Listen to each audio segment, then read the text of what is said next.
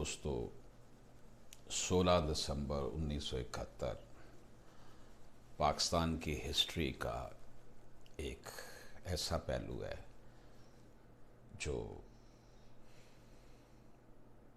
جسے ہم تاریخ پہلو بھی کہہ سکتے ہیں، دل خراش واقعہ بھی کہہ سکتے ہیں۔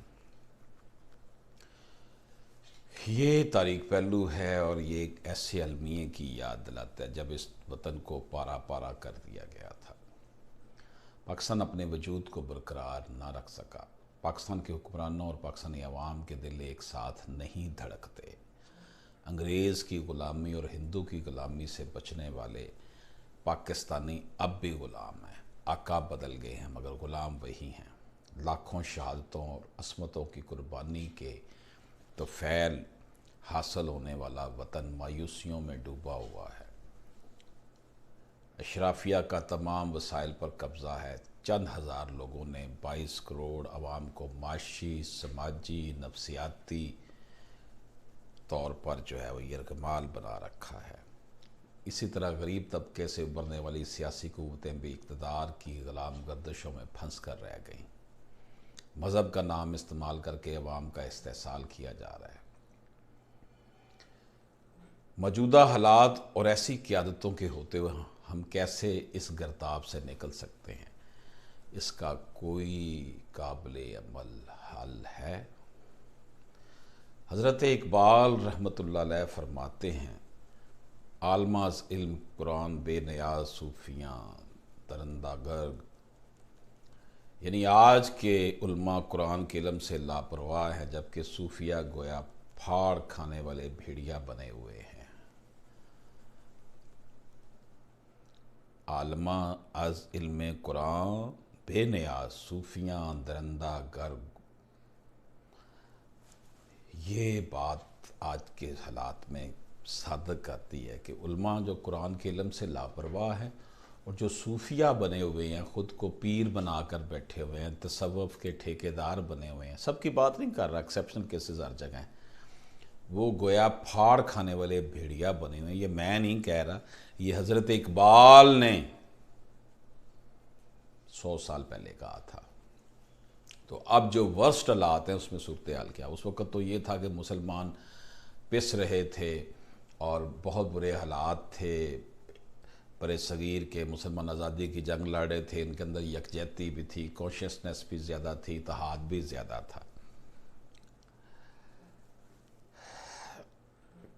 صوفیہ گویا پھاڑ کھانے والے بھیڑیا بنے ہوئے اور لمبے بالوں والے ہیں۔ دنیا میں انسان کی تخلیق کا مقصد کیا ہے؟ انسان اور مسلمان میں فرق کیا ہے؟ مسلمان بننا کس طرح کے افعال کا متقاضی ہے؟ اگر ہم سب ان سوالات کا جواب تلاش کرنے کی کوشش کریں اور اپنے آپ سے، جسے ضمیر بھی کہا جاتا ہے، اس کی بھی مدد لیں کہ کیا انسان کی تخلیق کا وہ مقصد ہے جو دنیا میں ہو رہا ہے؟ کیا انسان اور مسلمان میں کوئی فرق ہے؟ اگر ہے تو وہ کیا مسلمان بن کر ہم معاشرے میں فعال کردار ادا کر رہے ہیں؟ کیا ہمارے اور غیر مذاہب کے افعال و اعمال میں کوئی فرق ہے یا نہیں؟ وقت جس تیزی کے ساتھ گزر رہا ہے اور وطن پاکستان کو جس طرح کے حالات کا سامنا ہے، کیا ہم نے سانحہ مشرقی پاکستان سے کوئی بھی سبق سیکھا ہے؟ کیا سانحہ مشرقی پاکستان سے ہم نے سبق سیکھ کر کوئی اپنی آنے والے وقتوں کے لیے پیش بندی کی؟ اصل میں پاکستان میں حکمران طبقہ اور عوام الناس کا تعلق کسی اور طبقے سے ہے۔ حکمرانوں کے قلوب و ذہان جو ہیں وہ عوام کے جذبات سے کوسوں دور ہے۔ عوام ہے کہ دہشت گردی، لاقانونیت، بے روزگاری کی چکی میں پس رہی ہے، جبکہ حکمران اپنے محلات میں خواب خرگوش کے مزے لوٹ رہے ہیں۔ عوام بھوک اور افلاس کے گرداب میں پھنس چکے ہیں، لیکن مجال ہے کہ حکمرانوں نے اپنا وتیرہ بدلا ہو۔ مشرقی پاکستان کا بنگلہ دیش بن جانا اور عام لوگوں کا یہ سوال کہ پہلے تو ہندو اور انگریز کی غلامی سے چھٹکارا حاصل کرنے کے لیے علیحدہ مسلم ریاست بنانے کے لیے بٹوارا کیا گیا، لیکن 1971 میں مشرقی پاکستان کا بنگلہ دیش بننا کس سے آزادی کے لیے تھا؟ مسلمان کو مسلمان سے آزادی کی ضرورت کیوں پیش آئی؟ ایک ہو مسلم حرم کی پاسبانی کے نظریے کو کس طرح موت کے گھاٹ اتارا گیا؟ यहाँ ये सवाल पैदा होता है कि हिंदुस्तान, रूस और इसराइल गठजोड़ ने पाकिस्तान को दो लख्त किया और इन ममालिक की साजिशों ने एक नौज़ायदा मुल्क को तोड़ फोड़ कर रख दिया, तो उस वक़्त इस मुल्क की नज़रियाती और जगराफियाई सरहदों की हिफाजत करने वाले कहाँ थे? ये एक तल्ख हकीकत है दोस्तों, और इस बात का जवाब हमें जस्टिस हमीदुर रहमान की रिपोर्ट से भी मिलता है कि इस साने के पीछे गैर ममालिक के अलावा पाकिस्तानी सिविल और फौजी इस्टेब्लिशमेंट का भी गफलत और कोताहियों से भरपूर किरदार है। हवस हनूज तमाशा घर जहां दारी अस्त, वगरचे फितना पस पर्दा हाय जंगारी अस्त। हज़रत इकबाल फरमाते हैं कि हवस अभी तक इस फिक्र में है कि किस तरह दुनियावी मालो दौलत इकट्ठी की जा सकते। हरे रंग के पर्दों यानी आसमां के पीछे और कौन सा फितना पोशीदा है। दुनिया में जितने भी फितने पैदा हुए उनका सबब वो हवस ही में कार फरमा होता है, हवस ही उसके पीछे होती है। गैर मुल्की साजिशों के लिए इन साजिशी ममालिक को मीर जाफ़र और मीर सादक मैसर आते रहे और मीर जाफ़रों की हवस ने वतन को पारा पारा कर दिया। तारीख़ में ये बात रकम है कि मशरक़ी पाकिस्तान में रहने वाले शेख मुजीबुर रहमान की सियासी क़ुव्वत को मगरबी पाकिस्तान के सियासतदान ख़ास तौर पर मिस्टर भुट्टो ने अमलन तस्लीम ना करके मशरक़ी पाकिस्तान के मुतालबे को पूरा करने में अहम किरदार अदा किया। बंगाली अवाम जहाँ से मुस्लिम लीग का खमीर उठा था, वहाँ मुक्ति बानी हिंदुस्तानी इंटेलिजेंस अदारों ने मिलकर जलती पर तेल का काम किया, क्योंकि पाकिस्तान की आवाम की आवाज़ हुक्मरानों से बहुत दूर थी और हुक्मरानों को आवाम के जज्बात की कोई कदर न थी। उन्हें कदर थी तो सिर्फ अपनी हुक्मरानी की, भले मुल्क टूटता है तो टूट जाए, और फिर वही हुआ। आखिर हमारे अंदर इतनी समझदारी क्यों नहीं आ सकी कि हम उस बदतरीन शिकस्त से कोई सबक सीखते।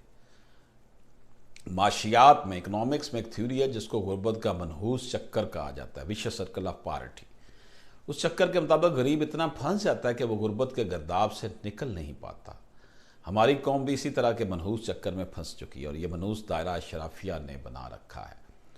अब जब ये मंतक पेश की जाती है कि लोग झूठ क्यों बोलते हैं, चोरी क्यों करते हैं, ये सब कुछ हुक्मरान तो नहीं कहते कि करो, इसका जवाब यह कि पाकिस्तानी हुक्मरानों ने जब माहौल ही ऐसा तख्लीक कर डाला है तो फिर सच और झूठ में फ़र्क रवा रखने का अलंबरदार कौन होगा। जब रहनुमा राजन का रूप धार चुके हों तो खैर कहाँ से आए। बकौल इकबाल चूँ बना में मुस्तफ़ा ख्वानम दर्दुदाज खजालत आप मिगर्द वजूद, यानी जब मैं नबी पाक सल्लल्लाहु अलैहि वसल्लम की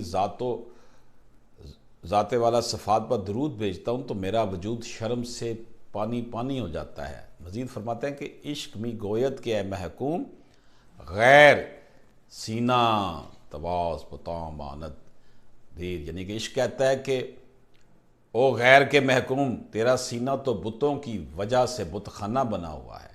कहने का मकसद ये है कि अमाल कुछ हैं, अफ़ाल और तरह के हैं जो अक़वाल की तस्दीक नहीं करते। कौम को ऐसी लीडरशिप की ज़रूरत है जो कि कौम को ज़हनी पस्ती से निकाले, खुददार कौम बनाए। नमाज़ें, रोज़े, उम्रे, हज सब ज़रूरी है, लेकिन बकौल इकबाल पहले मुसलमान तो बन जाए, गैर के महकूम ना बने। मुसलमानी की इब्तदाई तारीख़ पर पूरा उतरने की ज़रूरत है, बाकी काम तो बात के हैं। जिसे बकौल हज़रत इकबाल रहमतुल्लाह अलैह कि तेरा दिल तो है सरम आशना, तुझे क्या मिलेगा नमाज में। पहले तौहीद को तो अपने अंदर वारद तो कर लें। जब तक हम मुकम्मल तौर पर रब को मानने वाले नहीं बनेंगे तब तक हम रुसवा होते रहेंगे। है जुर्म ज़हीफ़ी की सज़ा मर्ग मफाजात। दोस्तों, ये 16 दिसंबर 1971 के साने के हवाले से मेरी कुछ गुज़ारिशात थी, जो मेरे दिल की आवाज़ थी, दर्द था जो मैंने खोल दिया आपके सामने। इजाज़त दीजिए, अल्लाह हाफ़िज़।